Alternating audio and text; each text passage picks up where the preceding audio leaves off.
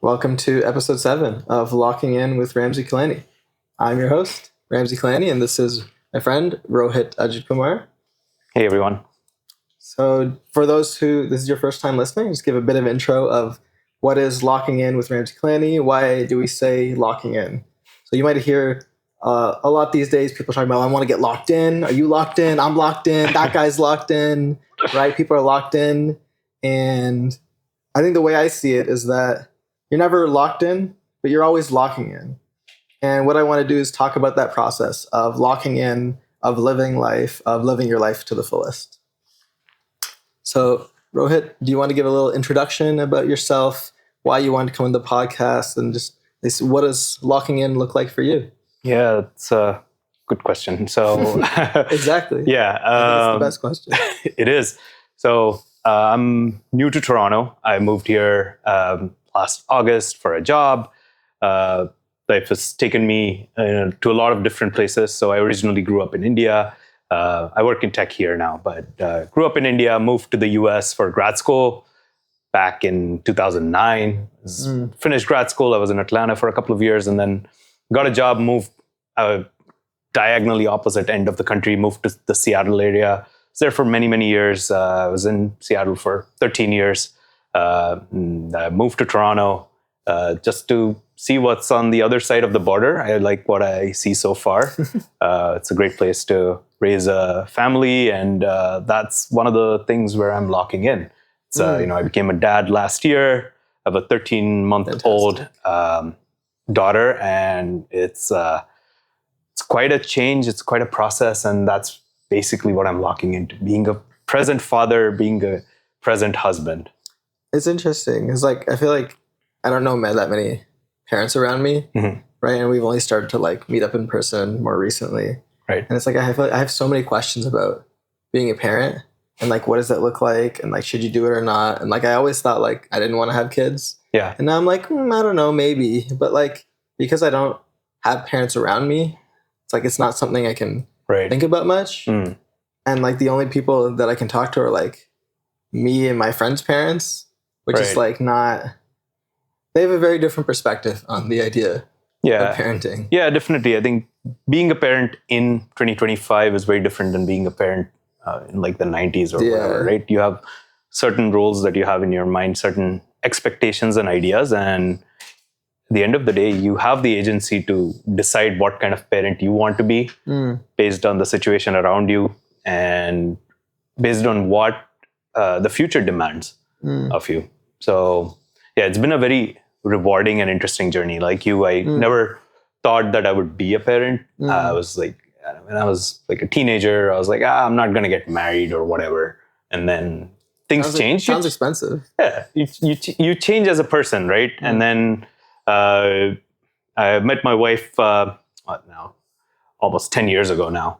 And we've been married for 7. We're coming up on our 7th anniversary. She'll hate me if I get the number wrong, but yeah, it's 7. And so my wife always wanted kids. I was ambivalent about it. I was you know what? I don't have to do the hard part. So my wife has to, if you tell me you don't want to get pregnant, that's fine. I'm not going to insist that I want to have kids or whatever, but she wanted kids and I was I'm along for the ride. I'm not opposed to it at all. I was not, at some point I transitioned away from being child free. I was if you want a kid, let's have a kid. And it's been the most rewarding experience of my life because people say that, people say that, it changed. It really I've heard does. people say that a lot, but it's I think for me, the biggest thing is watching this, this little, what's functionally a potato for the first 4 weeks or 6 weeks or whatever, become a person. Sometime last month, and I've always thought of my daughter as my baby. And sometime a couple of months ago, we were all visiting India, and we were back home, and my mother-in-law tied a couple of pigtails on my daughter, and I looked at her, and she was holding something and standing up, and it really struck me. I was like, wow, she's not a baby anymore. She's my little girl. It was such a profound realization that before you know it, she's already 13 months old. I kind of remember like just, watching my wife give birth and holding her in the first moments of, first hour of my daughter's life. And time goes by so fast, and you have to lock into being a parent. You have to be present, and otherwise 10 years will pass by, and suddenly I'm not my kid's best friend anymore. So, and I've heard this from a lot of people. So that's something that I want to double down on in the next few years, and just continue being a present father. Yeah. You always hear the term absent father.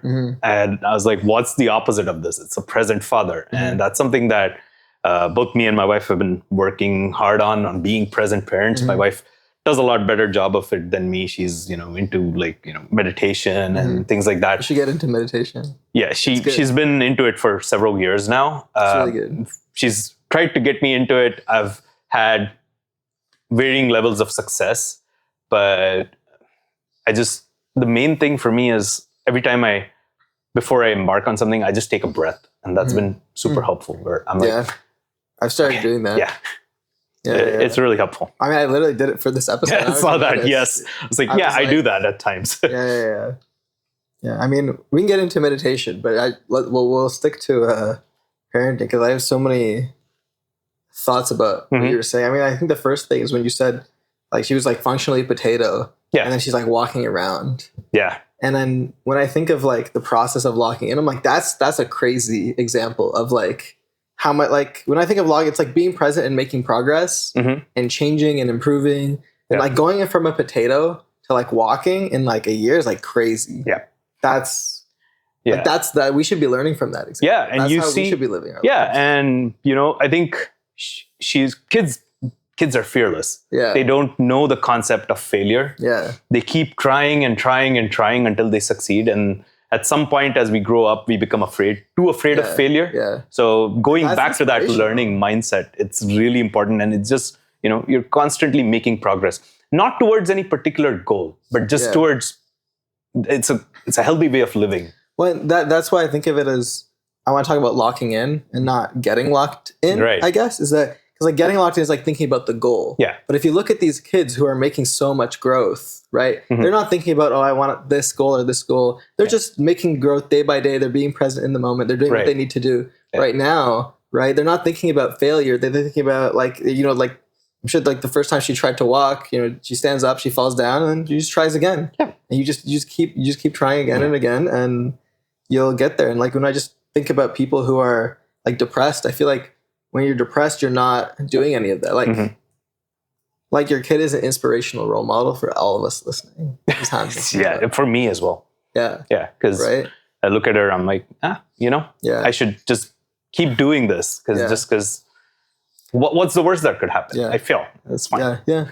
Well, I guess I guess I feel like, I've always heard from like the father that, I love my kids so much or whatever, but like I'm thinking about for all of us, not just you. I'm like, that's like peak locking in right there.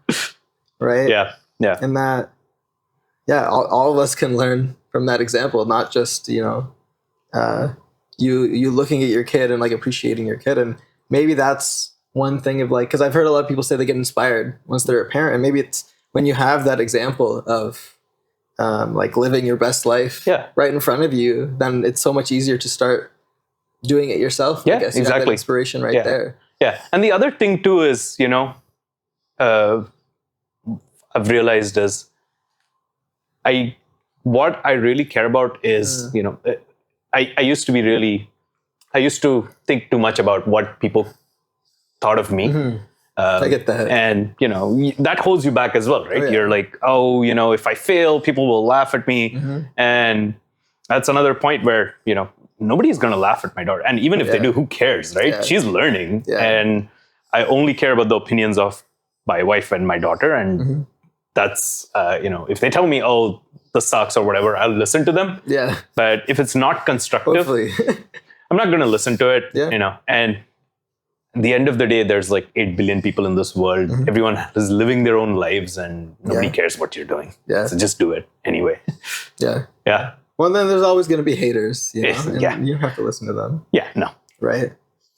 Yeah, so that's been like, yeah, you asked about locking in. I That's feel it. like, yeah, if like the haters would look at a kid who fell over trying to walk, and they'd be like, "Can't believe Yeah. you didn't learn to walk." And it's like, shut up, bro. Yeah, and This kid's like a year old. Okay, obviously she can't walk. Like, chill. Yeah. Okay, and if you try get again. It's fine. and you get too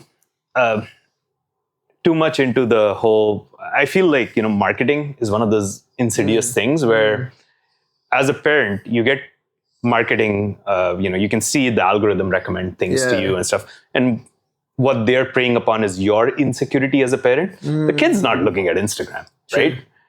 They sell a bunch of products. There's always these fancy courses, Yeah. and there's if you're not buying my meal plan or whatever, your kid is going to be like kid's going to grow up dumb, and look at all these super genius kids. Yeah. It's every kid is different. I'm not talking about kids with actual development issues and things like that. That happens, of course. But if your kid is hitting all the metrics that the pediatrician recommends, and you don't have to worry about anything. Every kid develops at their own pace. Like my daughter, she was sitting up much faster than other kids, but then she was a little slow to start walking. She doesn't have as many teeth. Doesn't mean that she's not going to happen. It's a range, right? Yeah. Sometimes you're on this side of the range, sometimes you're on the other, and it's fine. Just ignore all the marketing. Just focus on being. Care. Yeah, she doesn't care. You have to care, and again, being conscious about it really helps, because you take a pause. You think, is this actually good? Is this fancy course actually going to help me, or is it? Just have I convinced myself that if I don't get this particular thing, I'm dooming my daughter to like a life of mediocrity. No, none of that matters. She's one. And I feel like to me, like a lot of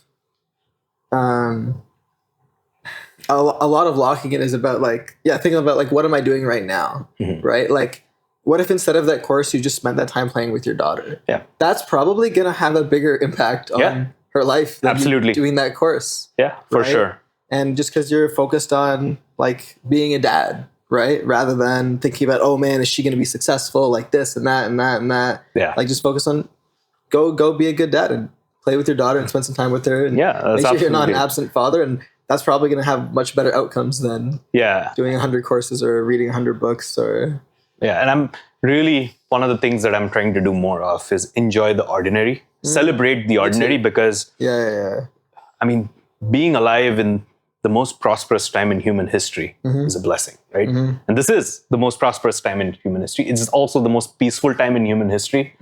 And we still have the same anxieties that we had like 200 years ago. Yeah. Like, it's, unless you're starving, you're in like a really bad situation, we have so much to be grateful for. I do personally. So I have a lot of my time is now, I'm channeling it towards, celebrating the ordinary things, and just not thinking of life as, you're not successful if you haven't hit these huge milestones. There's a lot of toxic media that covers these guys that, you see these videos about like, oh, here's how the CEO like affords a private jet at the age of 28. And I look at it and I'm like, okay, first of all, maybe it's, they're probably renting it. It's some influencer who's renting the inside of a private jet or whatever. It's just a set where they're shooting it and making it seem like their lives are interesting. And inevitably they'll sell some course or something. That's their business, right? Buy my alpha male course or whatever. But life's not about that. It's you can be perfectly happy doing ordinary things like cleaning your house or preparing a meal for your family, and those are the things that bring me a lot of joy and enjoyment. And I'm just going to stick to that, because the marketing is it's just marketing. I think, especially like when you really sit with the experience of serving a meal to your family, you like focus on it, you like appreciate yourself for having done it, you appreciate the other people for having come out, like you appreciate the ordinary, right? When you take that extra time to do that, it actually becomes really fulfilling. Right? Yeah, it absolutely is. And I think like that's the whole thing with the marketers, is that they know that by focusing on the thing that you don't have, then they can sell you something because like you're like, oh, I don't have enough. Right. I better buy something to help me get enough. Yeah. Right. But if you're focused on what do I have and what can I do right now? Well, it's like, well, right now you can invite some friends over and have a meal for them. Right. Yeah, exactly. Probably most people listening to this can probably just do that if they wanted to, and their friends will come over and they'll have a great time, and you don't have to watch any courses. You don't have to buy any marketing crap, and you're going to be more happy than if you get a Ferrari. Yeah. And another interesting thing that I've noticed that happened to both of us as parents is, people would tell us, oh, your life will be completely different. You're not going to be able to hang out, go to parties, and, you won't be able to stay out late. And I was like, yeah, those are great. We've done that. I'm fine not being able to, not doing that at this point. What keeps things interesting is actually getting into a routine, maintaining the routine. It's, we're doing it. If my daughter has a specific bedtime, and if I can ensure that she gets like her 12 hours or 13 hours of sleep a day, it's good for her. It's good for us because, we're sane if she's getting her sleep. I think the maximum number of fights in any, household with a kid happens just because nobody's getting enough sleep. And it's really hard. The first 3 months after having a baby, you just forget about sleep. And that's fine. It happens to everyone. It's much harder on the mother, especially if you're breastfeeding and, you have to wake up. I remember the first few months, like we did the bottle feed, I was responsible for all the night feedings, and my wife was, she would take care of the day. We got into a schedule and a rhythm, and a baby disrupts things. Like you can have the best laid plans. At some point, my daughter, 4 months in, she decided she hated the bottle. She would not drink from the bottle, and that's it, right? You're kind of screwed at that point. You can't keep my wife has to do the feeding. So at that point, I said, okay, I can't do this. What else can I do to take away cognitive load from my wife, physical load from my wife? So started doing more of the cleaning and, took on some of her chores. And it was a learning process. As a man, I think it's sometimes the expectations on a woman, especially if you're coming from an extremely patriarchal society like India, a lot of the burden of the domestic chores automatically falls onto the woman. And it's really hard, but your marriage is a partnership. Some people disagree with that, but it is a partnership. And I believe that we have equal responsibilities. People will tell me something like, oh, you're doing this for your baby. I'm like, yeah, it's my baby. I'm a parent. I'm not like, a nanny who's my wife has outsourced this work to.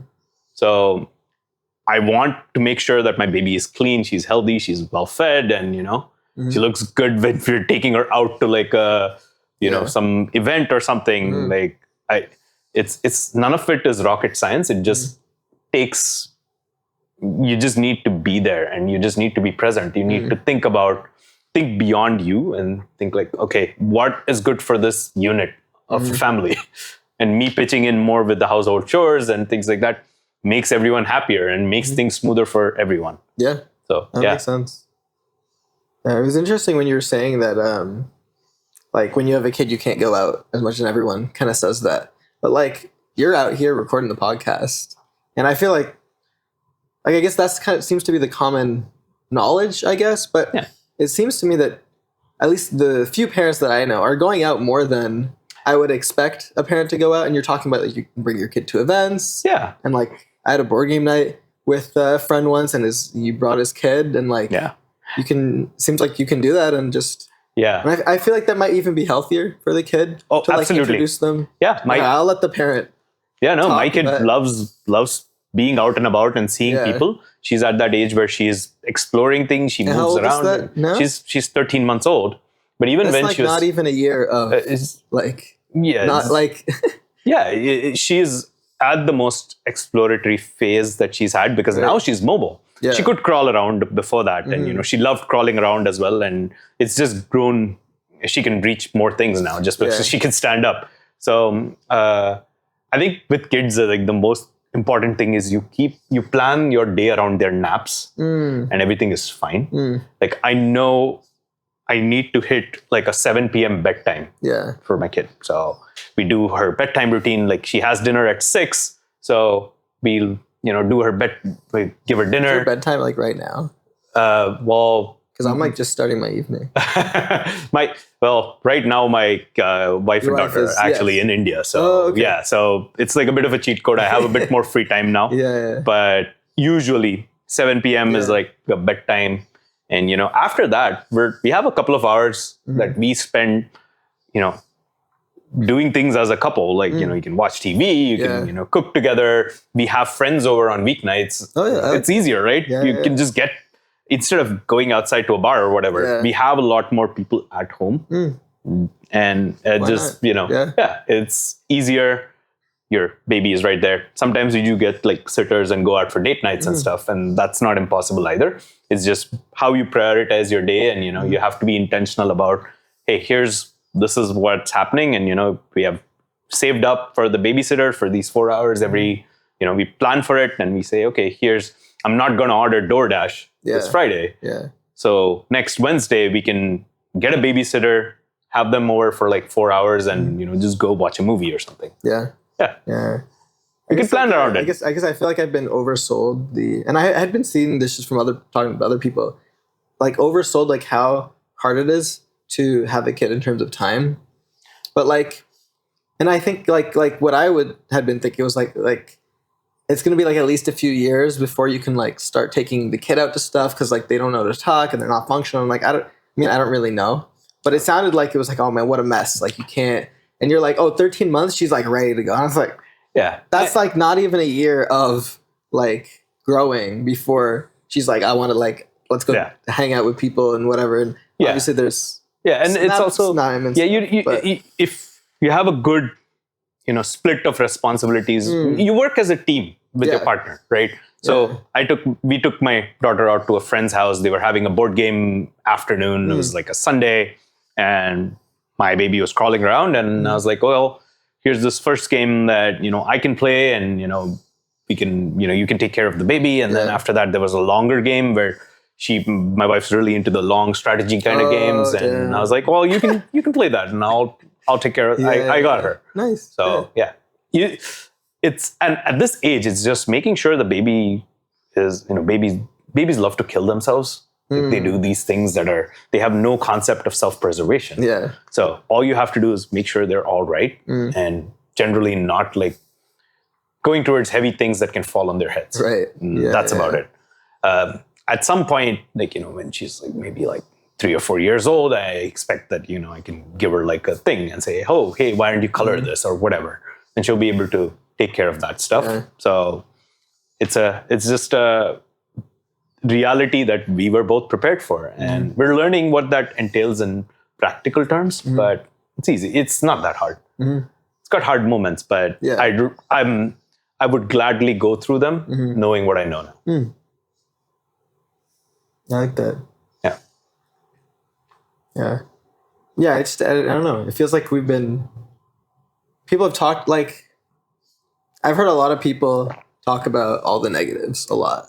And it sounds really terrible. But then more recently talking to people my age-ish, my generation that have had kids, it's like, sounds like they're okay. Just, I don't know, maybe like the boomers were like helicopter parenting too much and stuff. I don't think so. I think they were just plopping their kids in front of the TV and letting the TV parent them. I also think there's an element of the world at large being more accepting of kids now. Okay. You go to a brewery, there's usually like high chairs there, and there's more open spaces, and there's a lot more places where you can actually take kids now than there used to be, I feel. Okay. So I would obviously, there are some bars that don't have like, they have age restrictions and stuff. Yeah. But I felt like there are some cities, especially Seattle and even here, where you can go out. There's a lot of places that are very kid friendly. There's not enough of them, I feel. I think if you go to like, other parts of the world, like in the Middle East and even, Malaysia and stuff, where you have like coffee shops where have kids play areas where there's someone to watch over the kids, and you can just, get your coffee and, have a conversation where somebody is overseeing your kid. Yeah, we went on a vacation to Thailand, and there the resort had a nanny where the nanny would just take the kid and go to the play area, and we could get a couple of hours to ourselves.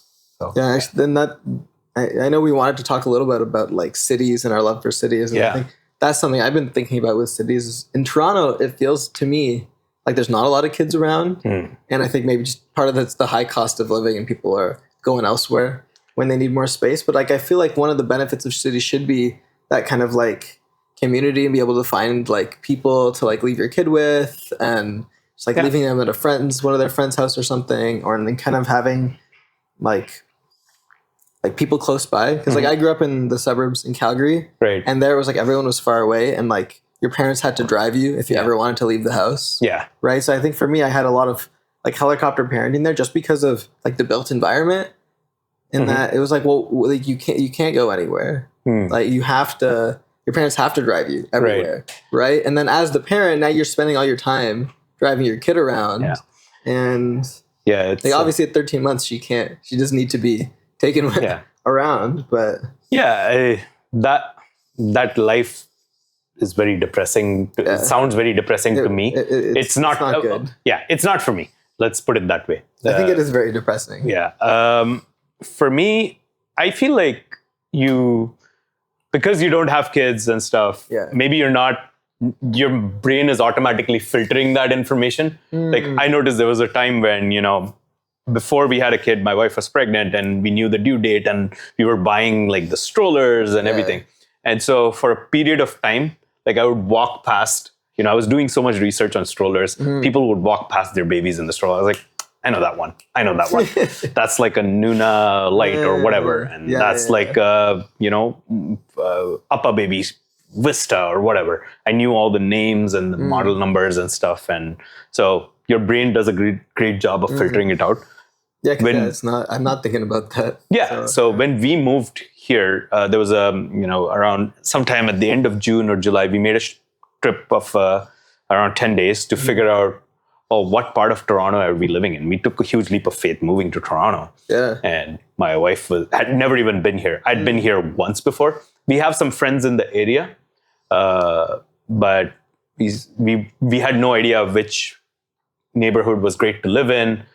We researched it online, but you don't get the feel for it unless you're actually walking. Yeah, you have to. So we checked out a bunch of areas. We were like downtown, and we saw something on Richmond, and then we went to like the Fort York area, and we saw so many babies in that area, so many strollers, and we have a friend who lives in the area, and she told us about the community center.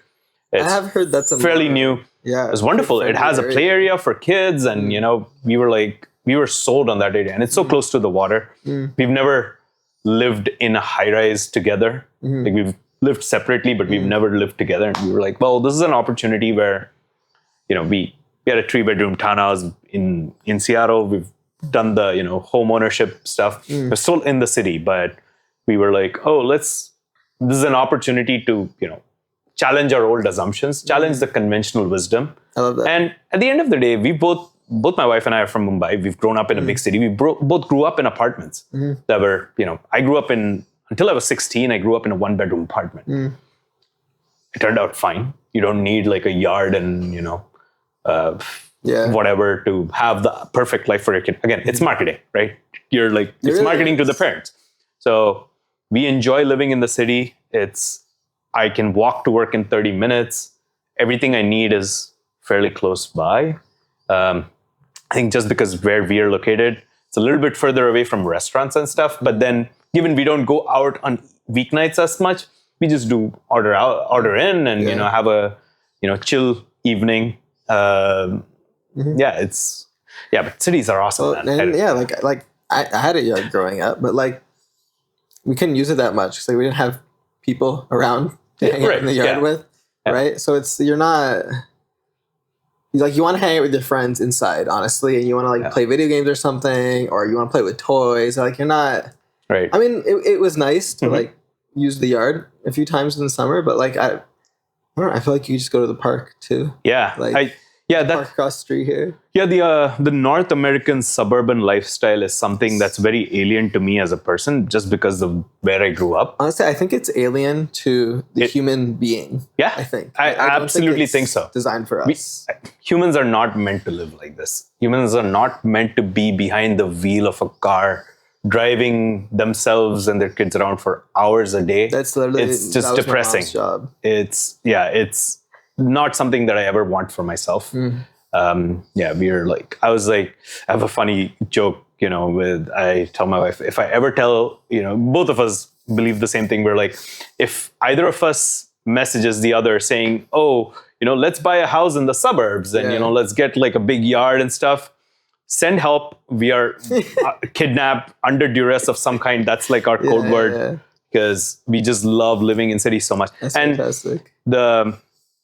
People will talk about like, oh, cities are so dangerous and, there's so much crime and there's so much drugs. Yeah, those exist. I will not say that cities are, free of crime or drugs, but they're usually in isolated pockets where you, as a smart person, wouldn't go anyway. Yeah. You would avoid it, especially with a kid. I wouldn't go to some neighborhoods. Yeah. It's just a question of being smart, right? And because we live in the city, we don't have a car, which is great. Is how often do I use a car? Not that often, as it turns out. Like, I owned a car for more than a decade when I was in Seattle. I lived in the it wasn't like a suburb, but I lived in a suburb in an apartment in a suburb. And I used the car mostly to get to work, which was 3 miles away. And then I started biking. Yeah. And it was close enough where I could bike. And Seattle, the weather was mild enough where I could bike year round. And after that, we moved into the city proper. Again, we relied on public transit to get to work. COVID happened. We would use the car to go on long drives. I could have just rented the car.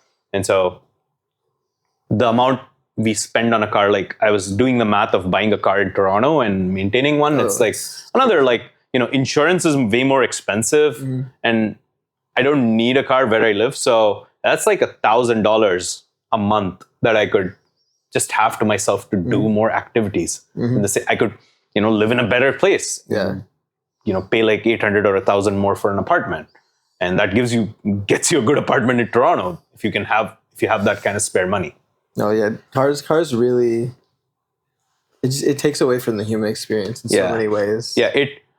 There's a phrase I like. It reduces your surface area of serendipity. I really like that. Where you walk, explain it a bit for us. Yeah, like I think the more interactions you have, the more open you are to interactions, the more you give more opportunity for serendipitous encounters. Like there's one for magic is what it feels like. Yeah, like I just run into a friend on the street. Exactly.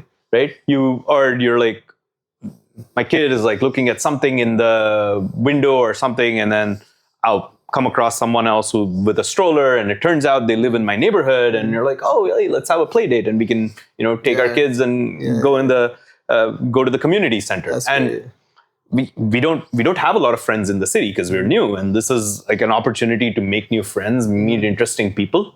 So the more human interactions you have, you leave yourself open to something magical happening in your life. Yeah. That makes a lot of sense to me. Yeah. Is putting it that way.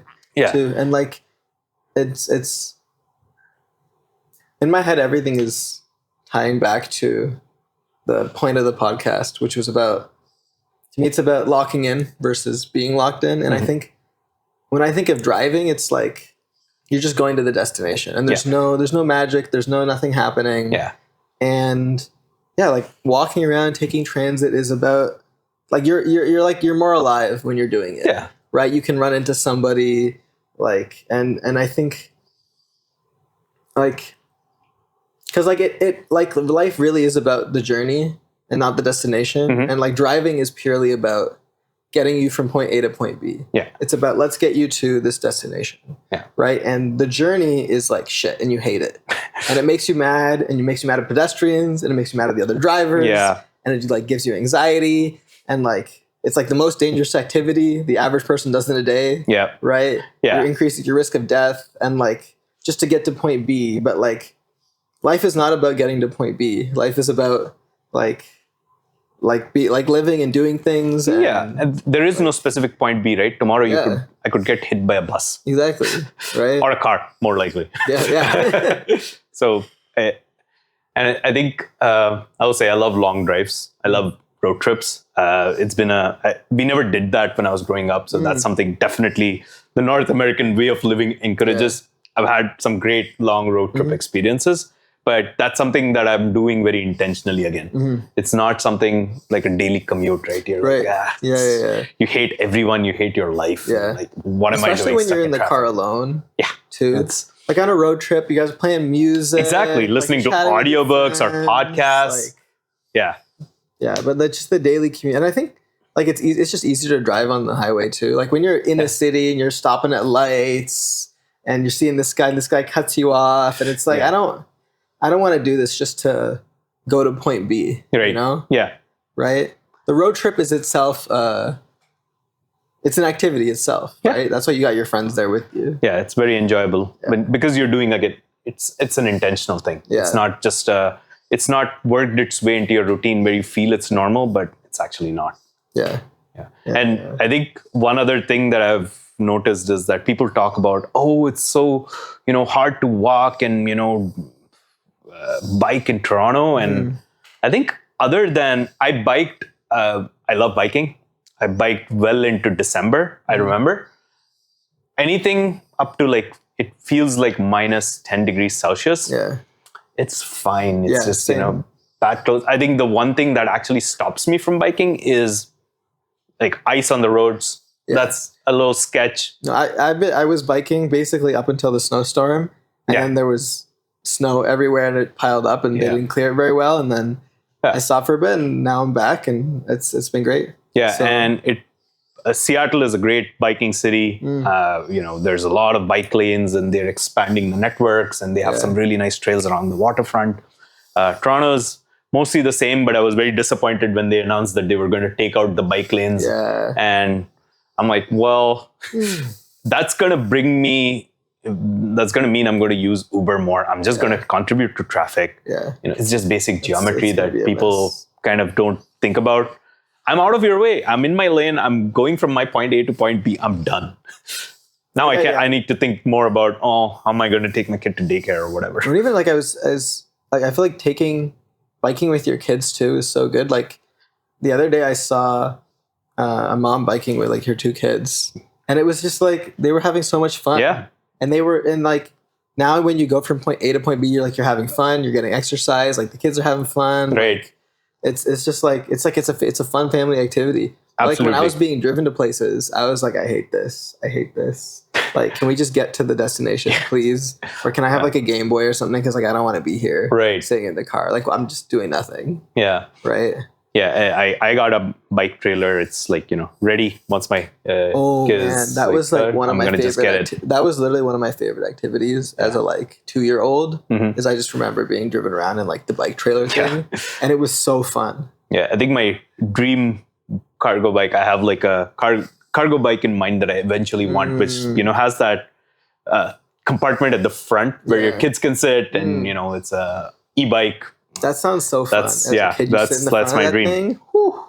Yeah, and what a dream. And I'd happily drop $6,000 or whatever because the car costs me like $30,000. Yeah. Equivalent car. The cars are crazy expensive. And then you're paying for parking, you're paying for insurance, paying for gas. Yeah. There's a lot of hidden costs that people don't take into account. Yeah.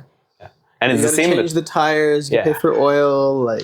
Yeah. And it's almost, honestly, it's the same with renting a home versus buying. It's, rent is the maximum you'll pay. A mortgage is the minimum you'll pay. And America is like, you have the 30-year mortgages that makes it a little bit easier, but it's all fake, right?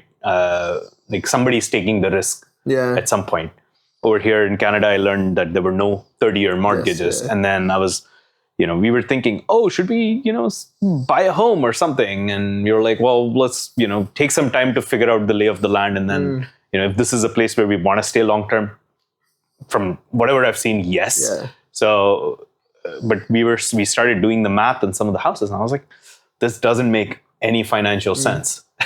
I am happy renting way more because, again, it's the external pressures that you have. Like, you've not made it unless you've bought a home. Yeah. That's like a huge thing all over the world. It's not just in North America. It's even in India. It's really interesting thinking about that. Of like, the like buying a home is such a goal that you have to get. And if you don't get it, then like... Yeah, you're some kind of failure in life. That's ridiculous. Right? But like just back to what we were saying, like life is not about the goal. Yeah. Right? If you're renting a great place and you're having a good life, then you're having a good life, right? And I feel like so many people are like, oh man, once I pay off this house, like things are gonna be so good. And it's like, you can't like think about life that way. Like, what are you doing right now in this? Are you enjoying your house now? Like, are you... Yeah. And for some people, it gives them a sense of security. It gives them a sense of joy. I'm not telling you not to buy a house. If it gives you joy, do it. I mean, I think it's not the pinnacle of, it's an arbitrary milestone. I think people overvalue it in that way. Like, I think it can be a good financial decision. Yeah. Like, you run the math, run the numbers. Yeah. Sure. If it works for you, go for it. It just didn't the way we ran it. We were like, at least, also, we were like, maybe my mind would change once, my kid is old enough to go to school and I'm looking at school districts and things like that. But right now we have the flexibility. Kids not going to school. Yeah. It's hard to find a daycare in Toronto, apparently. Yeah. So that's what I've heard. That's one thing that, once we figure that out, we'll make some more decisions around where to live. But whether buying or not, I'm firmly on the let's rent for as long as possible camp.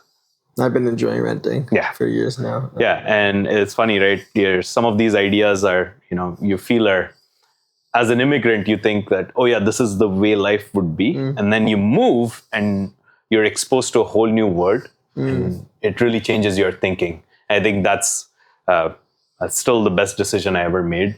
After I was done with college, I was in my my senior year. I was thinking about, well, what's next, right? You have the question, and up till that point, you do what your parents tell you, you do what your teachers tell you, and you have your path is more or less laid out for you. Yeah. But at some point, you have to make the decision, what's next. And so for me, I made the decision to go get my master's. I'm an electrical engineer. I really love that, and I said, okay, why don't I go abroad and get my master's? And again, one thing that I didn't realize as much at that time, which I now realize, is that me even thinking that was an option was a huge position of privilege that I came from in India. Like, a lot of people don't have that kind of privilege. Yeah. But so again, if I was still in India, I feel like I would still think of myself as someone special who, did everything, pulled himself up by bootstraps and all that stuff. But now that I'm here, I'm exposed to so many different ways of thinking. It's pretty clear to me that, yes, I did work hard, but at the same time, a lot of things came to me because of privilege that I didn't realize I had at the time. No, I get that. Yeah. Yeah, I definitely had a lot of similar feelings. I think it was like I grew up in this bubble, and I was like, you're going to do this, and you're going to get this goal, and then like things are going to be good. Yeah. And you're going to be successful then. Yeah. And then I kind of did that, and it was like, I guess life is better now. I don't know. Am I happy now? I got my degree, right? And like, so much of that was just kind of like, it was the path laid out for me, right? It wasn't even like my decision in a lot of, a little bit, but also just like it was laid out for me already, and it was set up for me, and I had the privilege to get the support to do that. And like, I think, and then you hit the real world, and it's like, oh, there's like so many different like perspectives on life and different ways to live, and so many people living different ways. Yeah. And it's, it was, I guess for me, it's been a slow adaptation. I was able to like gradually enter the real world, but like it's, I have to be so much more adaptable than I ever learned to be. Yeah. And I think I saw someone tweet the other day of, something like, it's not about the degree, it's about the skills. And I'm trying intentionally not to be snarky. Yeah. Because I feel like it lowers the level of snark, lowers the level of discourse that we have. Yeah. But I was like, how the people saying this are always the ones who actually have degrees. Yeah. Because having a college degree, I totally agree it's about the skills, but not the degrees. But having the degree often opens doors that you would never be open to you. Oh, for sure. So when I see young people come up to me and tell me, oh, I have younger cousins and stuff talking about, oh, I want to drop out. Steve Jobs never finished college, or Bill Gates dropped out of, Harvard or whatever. I'm like, yeah, but those are Bill Gates and, Steve Jobs. Do you know how many millions of people drop out of school and then they never find the level of success that they want? Maybe they're happy. I mean, good for them, but it opens doors that would ordinarily be very close to you. Yes, and 100% agree. And I think for me, getting the degree was good. I think the problem is how much people like society will open doors for you if you have the degree, but I think you shouldn't, if you start thinking of yourself too much attached to getting that degree, right, then when you get it and things don't magically become better for you, you're going to be very disappointed. Yeah. It opens doors. Yeah. And I think even in the same vein, when we're thinking about dropping out, I think some people will be like, oh, I'm going to drop out and then everything's going to be better. And I'm I'm going to make a startup and it's going to be amazing. Right. Right. But I think the people that dropped out that were successful, they had something that they dropped out for already. Right. Yeah. They had a brilliant idea that they believed in and they were ready to do it. And they were in school and school is where they met the other people to do it with. And then they're actually, this idea is so important that I need to focus on this now before, I don't have time to finish school because I have something bigger going on. Right. And it's and this is, I feel so many of our problems these days are just the same problem of people focusing on the outcome instead of what they're doing. They look at Steve Jobs and they're well, he dropped out. So if I dropped out, I can be successful like him. It's that's not the secret to Steve Jobs' success is not that he dropped out. He was obsessed. Right? Exactly. He was obsessed. Exactly. I think that kind of obsession, if you're leaving for that kind of obsession, I fully respect that. Exactly. If you're leaving, right? If you're leaving with that whole step of, doing the hard work, if you're ignoring that and you're just skipping, you're probably not making the right decision. Exactly. Right. Don't do it for the wrong reasons. Yeah. Listen, I feel so many people are doing so many things for the wrong reasons, and the wrong reason of this guy did it, so I should do it. Yeah. Right. Not of I guess dropping out of school is a secondary thing. Right. Right. It's a symptom of success. It's not a feature of success. Right. For people. Yeah. Right. Yeah. Does that make sense? Yeah. Dropping out of school won't automatically make you successful. Yes. It's having something that you're working on and you're obsessed about, and as a consequence of that, it's just a thing that happens along. Exactly. The way. It's a side effect. It's a side effect. Yeah. And then I think even the same thing is for school. Getting your degree will not automatically make you successful either. Yeah. Right? You have to hustle. You still have to hustle, right? I hate that term, but hustle. It's taken on a very negative connotation in my mind, but the core principle of it is you have to work hard. Yeah. That's it. I think for me too, it wasn't even about, because I think I tried to work hard, but I wasn't working hard because I didn't know myself. I didn't really know what I wanted from life. So I did the degree because it was put before me. It was you should go this way. Yeah. And I thought okay, I'll get the degree and I'll be successful and I'll work hard. But it was I was trying to work hard, but I didn't have, I was working hard just to get money. I didn't, I kind of cared, but I also, I didn't know myself well enough to actually know that I wasn't working hard. And I think a lot of people that were working hard and did know themselves were able to see that. And so even I'd go to an interview and they're I don't know why I want to hire this guy because he doesn't seem to give a shit that much. Yeah. Because I didn't. I was just I got to work hard. I got to apply to lots of jobs so I can get money and get a job. But I didn't care. Right. if that makes sense. Yeah. Because I was focused on just getting the degree, getting the job. Yeah. And I think like once you care, then you'll know whether to finish school or to drop out. Right. Right. You're either way. Like look at like do some self-discovery, which is a lot more complicated than just me saying it like that, and then find your obsession, and then whether you complete your degree or not is a side effect of and it's true even for a job, right? You're working hard. A lot of people work jobs they don't like, but if you need it to survive, there's nothing wrong with continuing with that job either. Yeah. I love having the stability and security of a job. It enables a lot of things that I would otherwise not be able to do. And it's just a question of priorities. Is it like, am I completely obsessed with this idea with this thing that I'm doing at work?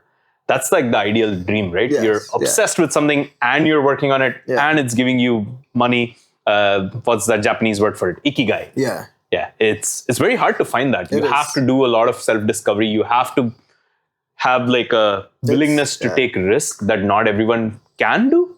So it's great when you find it, but I wouldn't stop looking for it, but at the same time, I wouldn't, stop doing my job just because I want to find this magical thing that I love doing. No, that's a really good point.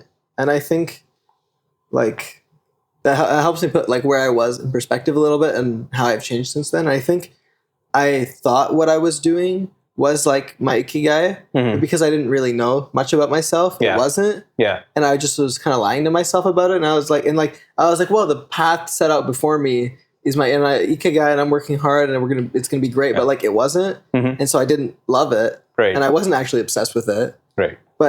And then once I realized that I wasn't, it was actually easier to like work harder, at my degree, because I was like, this is just like a thing to get me money, but it's not my ikigai, and that's okay, right? And I was able to like I'm able to be more effective at my job now because I'm not lying to myself about the fact that I'm obsessed about it, and like this is my ikigai. And like it's sometimes it's fun, sometimes it's not fun. I wouldn't say it's like my number one passion, and like that's okay. Yeah, right. It's totally fine. And then now I can go look for my passion in other ways. I can do my self-discovery. But when you kind of like force yourself to be like, well, what I'm doing right now is my ikigai, then like, but it's not because you haven't done the self-discovery. Then like that's I feel like a recipe for disaster. Yeah, if that makes sense. It does. Yeah, like I liked your point. It helped me.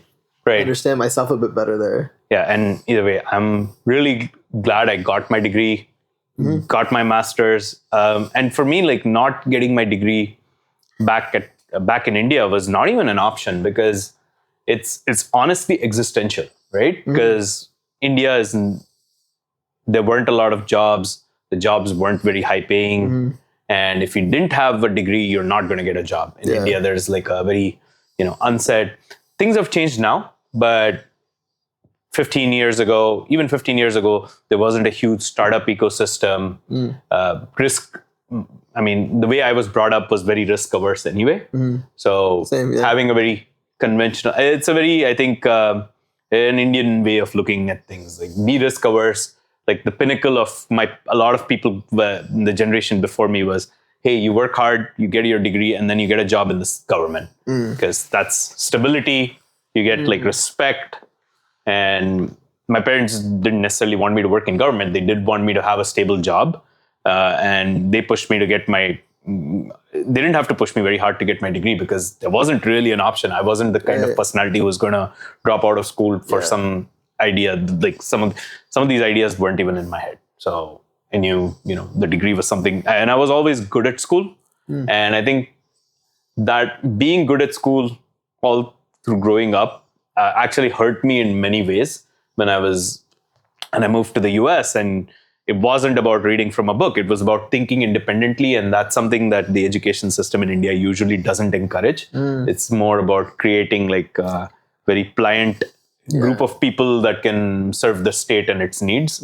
And so when I moved to the US and got into like struggle with that. But when you came to the US, it was a very different experience. It was a very different experience because in India, you just have to study the things in the book. You just repeat it it verbatim in the exams and you get a good score, you're good, you're smart. But that's not really the case, right? You're good at memorizing things. That's what it's the Indian education system. That's what it's selecting for people who are good memorizers of things and, don't break the rules.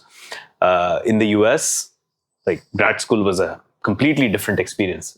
It was, I didn't have a day. School. Yeah, and I didn't have a day full of classes. I had 4 classes a semester, but not all of them were classes.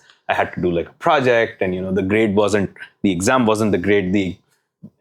We had tests and exams, but a major portion of the grade was this project that you do, where you have to think independently and you have to collaborate, and that was that put a lot of fear in me, because again, it's if you've succeeded academically all your life, and you put into an environment where failure is an option, where it can happen to you, it can be disorienting. Yeah. Well, so it's not even, I think that like, I failure is an option because it's a different mode, but also there's no like right answer. Yeah, there isn't. Because I think that's when I was very good at getting the right answer, but then like when I started looking for a job and working on projects and all these things and a lot of other aspects of my life, like there's no right answer. There's no just you get the right answer in the test and you're good to go. Yeah, like real life is not. Yeah, like exactly. That, like right? Real life, there's very often like no right answers in life. You have to make the best of the information that you have. You often don't have all the information. I think it's very important to develop models that help you think about the world in certain ways, and you make the best decision based on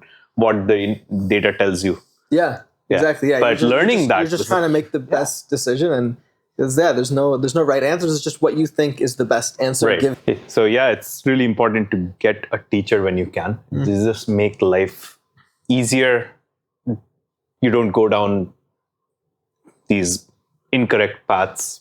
It's very helpful. It's a very underrated thing to find a teacher for something that you're learning. Yeah. There's so many common mistakes that if you have a teacher, they'll just be like, oh, just don't do that. And you're like, oh, thank God. Okay. That was You saved me hours. Literally, right? Months. Yeah. So, well, thanks for coming on. Yeah. Rohit. Thank you for having me. Episode 7 of Locking In with Ramsey Clanny. Thank you all for listening. Please like and subscribe. Thank you.